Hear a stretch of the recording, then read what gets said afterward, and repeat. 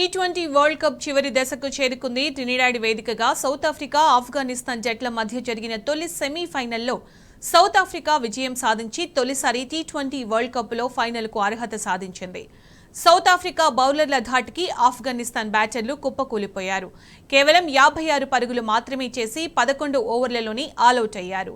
దీంతో టీ20 ప్రపంచ కప్ చరిత్రలోని అతి తక్కువ స్కోర్ చేసిన జట్టుగా ఆఫ్ఘనిస్తాన్ నిలిచింది.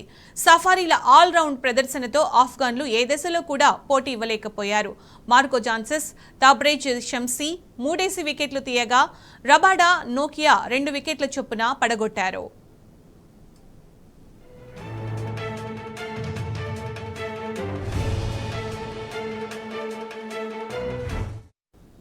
ఇక ఆ తర్వాత లక్ష్య ఛేదనకు దిగిన సౌత్ ఆఫ్రికా 1 వికెట్ నష్టపోయి ఆడుతూ పాడుతూ విజయం సాధించింది.